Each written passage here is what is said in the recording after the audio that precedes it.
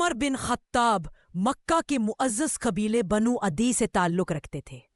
اسلام سے پہلے وہ نہایت بہادر، مضبوط ارادے کے مالک اور اپنے قبیلے کے لیے غیر معمولی حمیت رکھنے والے انسان تھے۔ ان کے اندر حق و باطل میں فرق کرنے کی طاقت تھی، مگر ابھی انہیں حق کا راستہ نظر نہیں آیا تھا۔ اسلام کے ابتدائی دنوں میں وہ مسلمانوں کے سخت مخالف تھے۔ ان کے دل میں یہ خیال بیٹھ گیا تھا کہ اگر محمد صلی اللہ علیہ وسلم کو ختم کر دیا جائے، یہ بات ختم ہو جائے گی۔ ایک دن انہوں نے اسی ارادے سے تلوار اٹھائی اور نبی کریم صلی اللہ علیہ وسلم کی طرف چل پڑے۔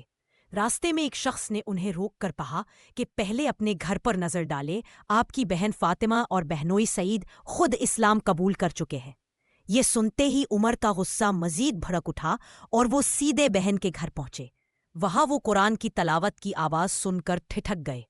دروازہ کھٹکھٹایا تو بہنوئی نے دبے لفظوں میں ایک آیت چھپانے کی کوشش کی۔ عمر نے سخت لہجہ اپنایا، مگر اسی دوران ان کی بہن نے نہایت ہمت سے کہا کہ وہ اللہ اور اس کے رسول صلی اللہ علیہ وسلم پر ایمان لا چکے ہیں۔ یہ سن کر عمر کا غصہ کچھ دیر کے لیے خاموش ہو گیا۔ انہوں نے کہا کہ وہ بھی یہ آیت، ان کے سامنے سورہ طٰہٰ کی آیات رکھی گئیں اور وہ انہیں پڑھنے لگے تو ان کے دل میں ایک نئی روشنی پیدا ہوئی۔ الفاظ نے ان کی سختی کو پگھلا دیا، ان کی آنکھوں میں آنسو آ گئے۔ انہوں نے دل ہی دل میں جان لیا کہ یہ کلام انسان کا نہیں ہو سکتا۔